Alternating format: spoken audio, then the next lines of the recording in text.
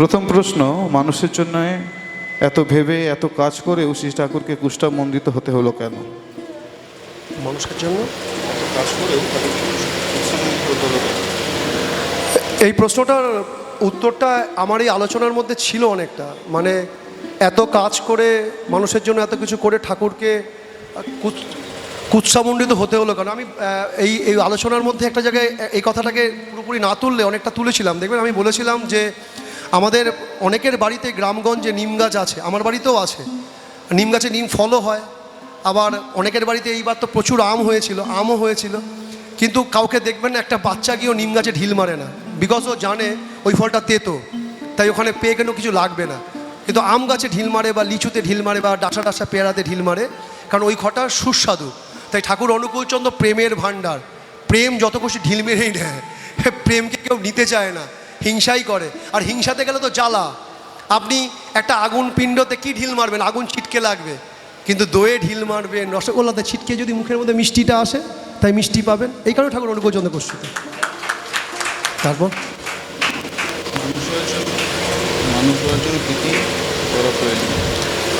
দাদা একটা প্রশ্ন, মানুষ হওয়ার জন্য কী কী প্রয়োজন? প্রথম হচ্ছে, আমি তো নিজে এখনও পুরো মানুষ হতে পারিনি, তাই মানুষ না হয়ে কী করে বলতে পারি মানুষ হওয়ার জন্য কী কী প্রয়োজন। তবে এটুখানি বলতে পারি, মনুষ্য জীব হয়ে এসছি আমি, মানুষ তো মানার হুঁশের মধ্যে হয়, তো মনুষ্য জীব হয়ে বুঝতে পারি যে মানুষ হওয়ার জন্য যা যা প্রয়োজন তার জন্য দরকার পাঁচখানা এলিমেন্টস: যজন যাজন ইষ্টভীতি সস্তায়নী সদাচার।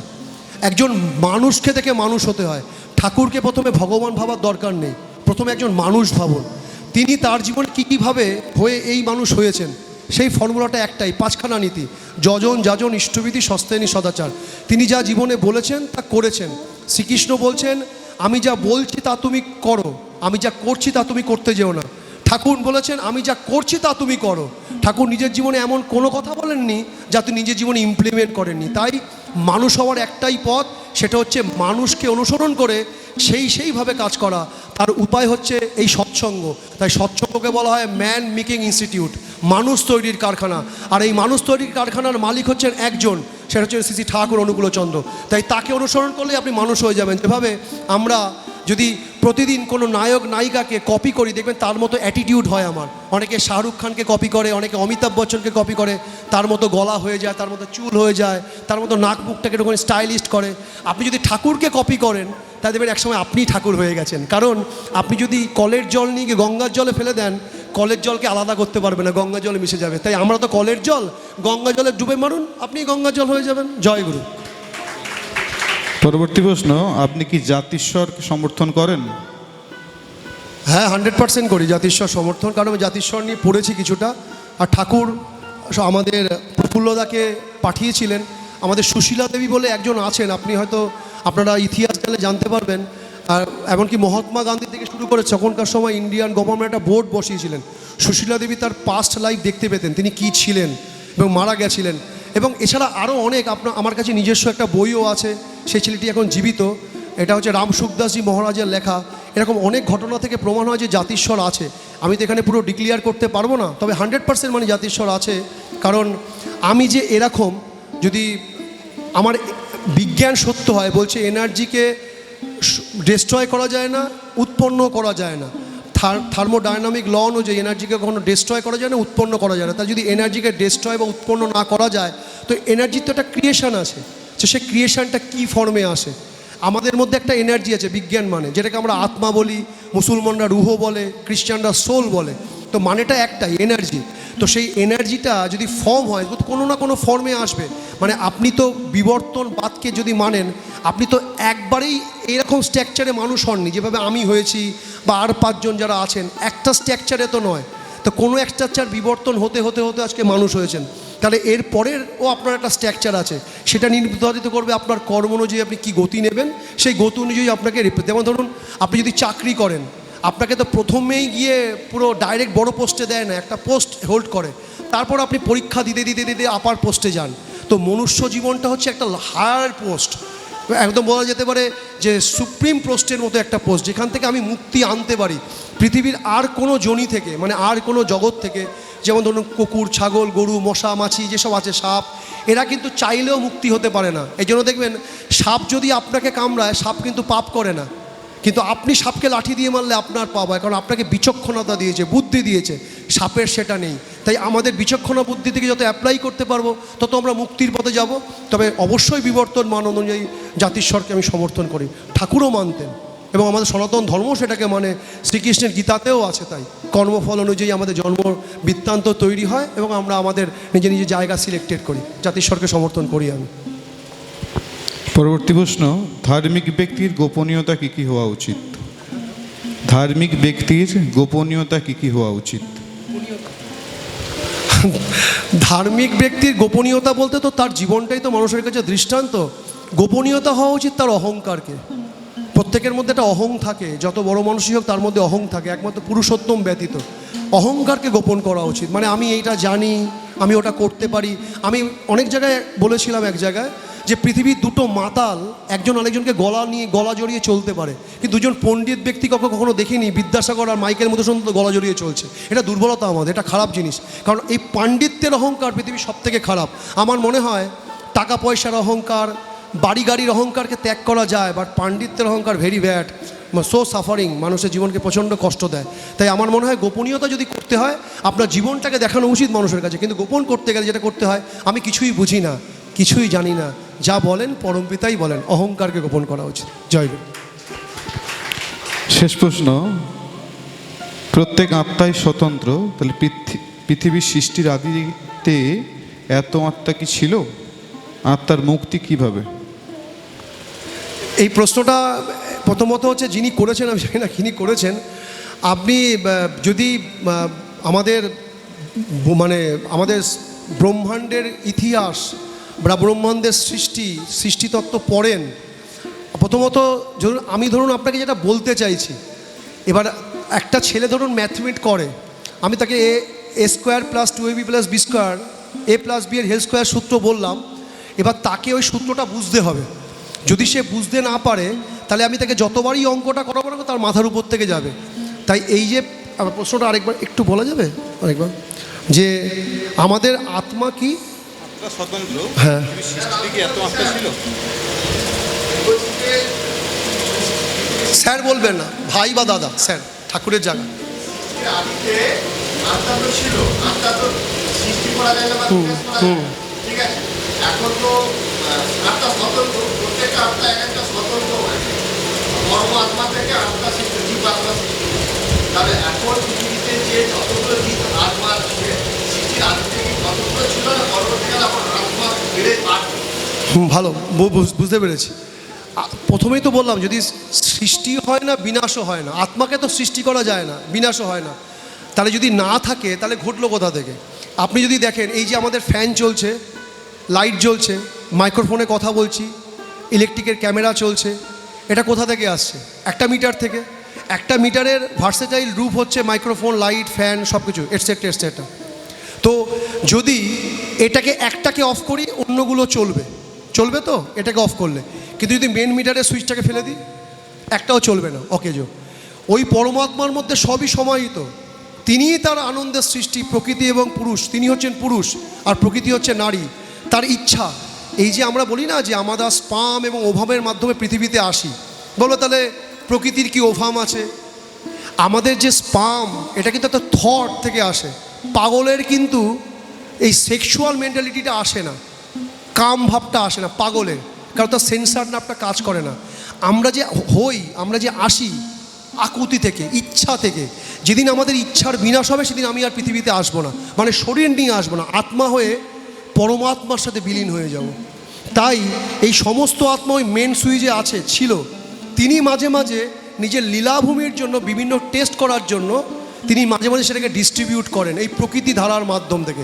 যেভাবে আমরা আমাদের স্ত্রীকে ভালোবেসে দুজনের সংস্পর্শে এসে পৃথিবীতে নতুন সন্তানের উৎপাদন করি, তিনিও প্রকৃতিকে ভালোবেসে আমাদেরকে উৎপন্ন করেন বিভিন্ন ধারায়। তাই আমরা যখন নিজের ইচ্ছাকে বিসর্জন দিতে পারবো, সেদিন আমরা এই ধরাভূমিতে বসে, না আপনি চেয়ারে বসবেন, না আমি এখানে বসে আপনাকে কথা বলবো, তখন আমরা পরমাত্মার শরীরে বিলীন হয়ে, ওই যে বললাম কলের জল যখন গঙ্গা জলে পড়ে, ওই গঙ্গা জলে মিলিত হয়ে যাবে, তখন আর কলের জলকে আলাদা করে ডিটেক্ট করা যাবে না। আগেও যে আত্মা ছিল, এখনও তা আত্মা আছে, কিন্তু সেটা যত বেশি ইচ্ছা বাড়ছে, আগে তো মানুষ কম ছিল, এখন বাড়ছে কেন? ইচ্ছা বাড়ছে তো, এক্সপেকটেশন বাড়ছে তো। আগে কি আপনার এক্সপেকটেশন ছিল একটা 5G ফোন নেব? না, একটা ল্যান্ড ফোনের সীমাবদ্ধতা ছিল। আত্মাও ঠিক তাই, যখনই আমার ইচ্ছে বাড়ছে, শরীরের ইচ্ছে বাড়ছে, তখনই আমি বিবর্তিত হচ্ছি বারবার। যতক্ষণ আমি ইচ্ছাকে শেষ না করছি ততক্ষণ আমার মুক্তি নেই। সে আমি যত বড়ই ধার্মিক হই, আমার মনের মধ্যে বাসনা রয়ে গেছে। এমনকি এই বাসনাটাও খারাপ, আমি কোনোদিন সারা পৃথিবীর লোক আমাকে জানবে, এইটাও একটা বাসনা। সবসময় বাসনা খারাপ বলতে পয়সার বাসনা, গাড়ির বাসনা নয়। আমি সারা পৃথিবীর লোক আমাকে জানবে, এটাও একটা বাসনা। এই বাসনা থাকলেও আমাকে আসতে হবে জানার জন্য। এই বাসনা যেদিন থেকে বাসনার নিবৃত্তি শেষ, আপনারও আত্ম শরীর ধারণ করার প্রসেস শেষ, একদম ফাইনাল। অসংখ্য ধন্যবাদ। আত্মার মনের মধ্যে সম্পর্ক, আর যখন আমরা আত্মা দেহ ছেড়ে চলে যায়, তাদের যে অচেতন স্তর, আনকনসাস, তাহলে আত্মার সঙ্গে আত্মার সঙ্গে কোনগুলো যায় আমাদের যে আমরা যে এখানে সমস্ত পূর্ণার্য মনে আত্মার সঙ্গে কোনগুলো যায়, কীভাবে যায়, এবং সেই আত্মার সঙ্গে পরবর্তীকালে যখন কোনো আমার ভূমিকা আলোচিত হয় তাহলে কীভাবে সেটা আবার প্রথমত আত্মার সাথে কিছু যায় না, বলছে না শ্রীকৃষ্ণ গীতাতে বলছেন না, আত্মাকে দহন করা যায় না, ছেদন করা যায় না, শুষ্ক করা যায় না। তো আত্মার সাথে কিছুই যায় না, যা যায় সূক্ষ্ম শরীরের সাথে যায়। আমি একটা জায়গায় গান করেছিলাম, যখন আমি গানটা একটু ছোট করে বলে দিই, গানটা করলে বুঝতে পারবেন কীভাবে যায় আমাদের সাথে। আমরা যখন মারা যাই, মানে আমাদের শরীরটা যখন, মানে আমাদের শরীর থেকে যখন এনার্জিটা বেরিয়ে যায়, যেটাকে আপনি আত্মা বলছেন বা সোল বলা হয়, তো আমাদের একটা সূক্ষ্ম শরীর ধারণ করে।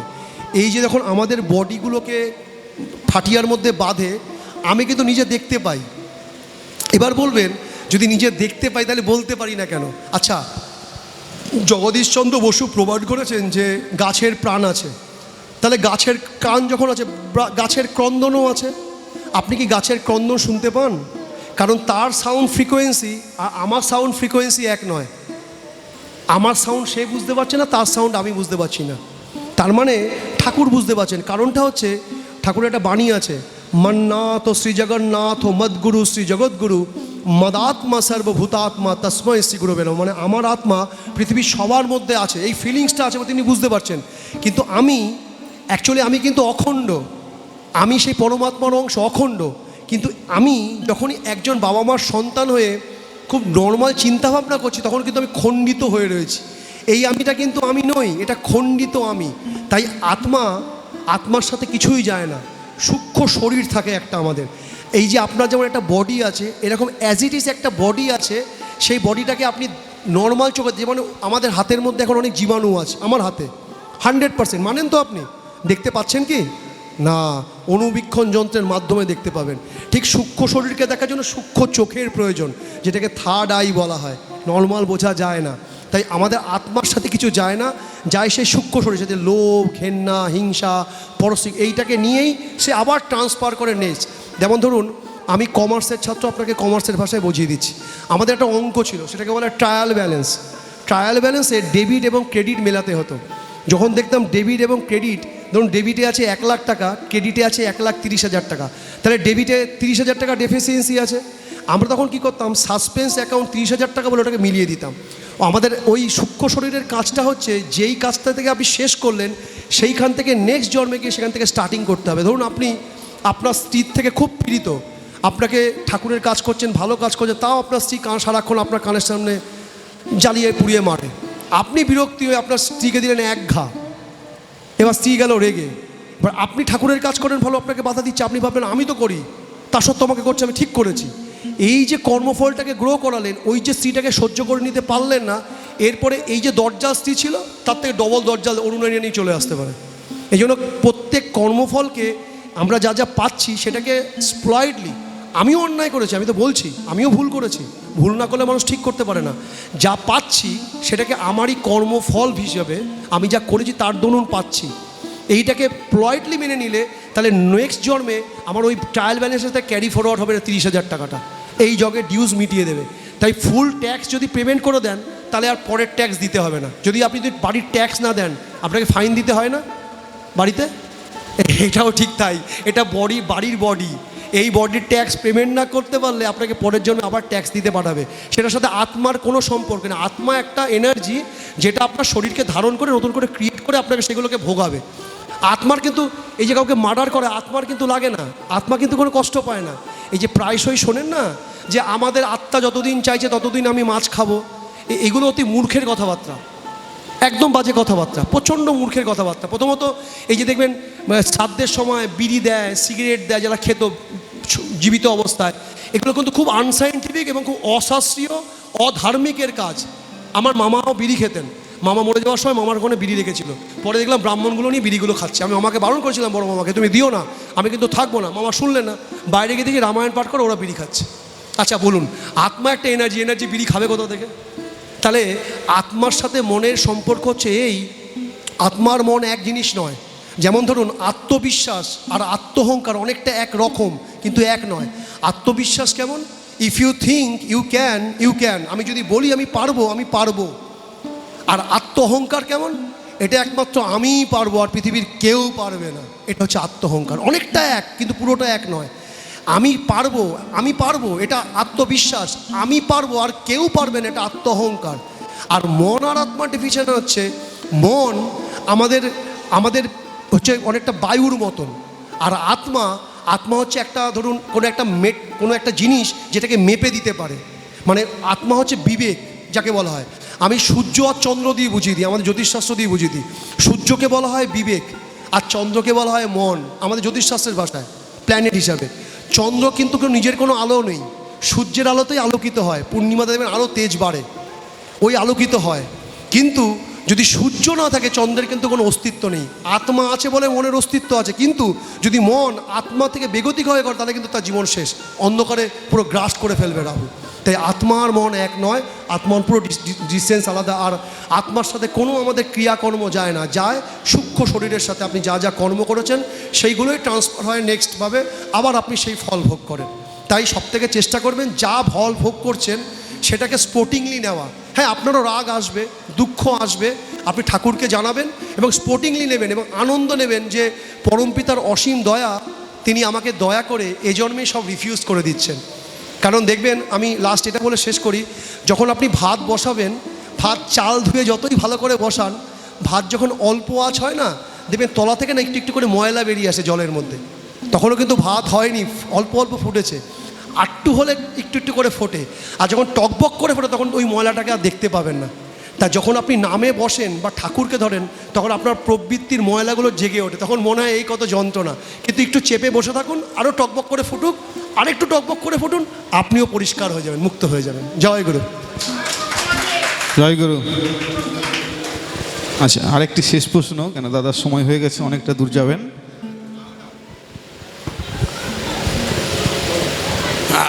আপনি বললেন পৃথিবীর বয়স 14 বছর। আমি বুঝতে পেরে গেছি। যেমন ঠাকুর বলছেন যে আমি যা বলেছি তা তোমরা করলে না, বিশেষ জোর দিয়ে যা বলেছি, বিশেষ শৈতল্য থাকে সঙ্গে অবহেলা করলে। দুনিয়ার সামনে এমন দিন আসছে যে তুমি থাকবে কিনা সন্দেহ। কারণ এই ঠাকুর বলছেন যে এই দুর্ভিক্ষ মহামারী লোকক্ষয় কিছুই নয় এর সামনে। সেটা যে আপনি যেটা বলছেন, আপনি কি এর উপরেই ভিত্তি করে বলছেন জ্যোতিষ 14 বছর পর, আর নাকি আপনার জ্যোতিষশাস্ত্র ঘেঁটে বলছেন 14 বছর পর? কোনটা বলছেন? আমি যেটা বললাম সেটা হচ্ছে ঠাকুরের বলে যাওয়া কথাটি, ঠাকুর যেটা বলে গেছিলেন সেটা তো বর্তমান সময় যে হচ্ছেই, যেটা আপনি দেখছেন, যেটা ঠাকুর বলে গেছিলেন। এই যে মনুষ্যত্বের মূল বুনিয়াদটুকু নষ্ট হয়ে যাওয়া। মনুষ্যত্বের মূল বুনিয়াদ কি? নিজের কন্যাকে তার পিতা চিনতে পারছেন না, ধর্ষণ করছেন। এটা কি মনুষ্যত্বের মূল বুনিয়াদ নষ্ট হয়ে যাওয়া জায়গা নয়? আর আমি যেটা বললাম 14 ইয়ার্স অফ এজ, মানে আর 14 বছরের মতো পৃথিবীকে সারভাইভ করানো যাবে। মানে যেরকম ডিজাস্টার আসছে, প্রাকৃতিক ডিজাস্টার বা যেরকমভাবে আমাদের যুদ্ধ বিগ্রহ, সেগুলো জ্যোতিষশাস্ত্রটা কিন্তু ধর্মশাস্ত্রের বাইরে নয়। ঠাকুরেরও কিন্তু বলা আছে, একটা দেখবেন আধ্যাত্ম বা জ্যোতিষশাস্ত্র নিয়ে কথা আছে।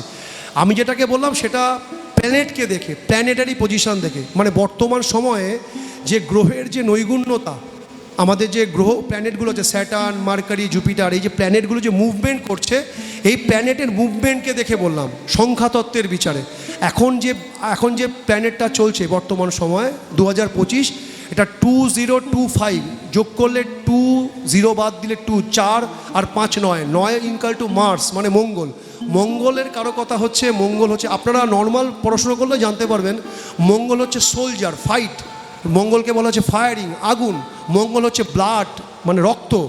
আজ এই 2025-এ 2024-এর থেকে দেখবে বেশি মার্ডার হয়েছে, 2025-এ বেশি ডেস্ট্রয় হয়েছে, আগুনে পুড়েছে। তার প্রথম প্রমাণ হচ্ছে ক্যালিফোর্নিয়ার লস অ্যাঞ্জেলস 2025-এর প্রথম জানুয়ারি মাসে পুড়ে গেছিল, সব থেকে ধনী শহর। বড় বাজারে আগুন, সব থেকে বেশি মার্ডার এখনও বাকি আছে, ডিসেম্বর অবধি আরও মার্ডার দেখতে পারবেন। এরপরে আছে 2026 রবি, এরপরে এই পরের বছর উত্তাপ এর থেকে 4 গুণ বেশি বাড়িয়ে দেবে। মানে এখন যা টেম্পারেচার, এটা তো বৃষ্টি দিয়ে ভগবান সাবসিডি দিল, এর পরের বছর সাবসিডি পাবেন না, ডিরেক্ট পোড়ানো দেখতে পারবেন, মিলিয়ে নেবেন। আপনি 1 বছর অন্তত বাঁচবো, আপনি 1 বছরের প্রেডিকশানটা দেখে নেবেন 2026-এ কী হবে। এই যে আগুনে পুড়ছেন, এসি পায়খানায় নিতে হওয়া শুরু হবে। এসি তো পায়খানায় লাগানো যায় না, মানে এখন অবধি লাগানো যায়নি, জানি না যায় কি না। দেখবেন পায়খানায় এসি নিয়েও শান্তি নেই, পটিও হবে না, এমন তৈরি হবে যে চাপ শুরু হবে। তাই আমি ঠাকুরের কথা এবং গ্রহ নক্ষত্রের বিশ্লেষণের উপর দাঁড়িয়ে বললাম 14 ইয়ার্স অফ এজ এখনকার সময় বর্তমান পৃথিবীর আয়ু। কিন্তু তার মানে এটা বলছি না পৃথিবীর সবাই মরে, আমি বললাম কিন্তু 165 কোটি লোক বাঁচবে, তার মধ্যে আপনি আছি তো, এটা প্রশ্ন। হ্যাঁ অবশ্যই ঠাকুর, দেখুন আমি কি বললাম, ঠাকুর হচ্ছেন 1, আমি হচ্ছে 0। আমি যদি আগে গিয়ে ঠাকুরকে পড়ে রাখি তাহলে তো আমি বিগ 0, দাম নেই। এই কারণে দুটোকে দিয়েই বলেছে, দুজনের কম, মানে আধ্যাত্ম এবং অ্যাস্ট্রোলজি মানে নিউমোলজিকে নিয়ে, দুটোকে নিয়ে। Thank you. অসংখ্য ধন্যবাদ, আর দীর্ঘায়িত করব না।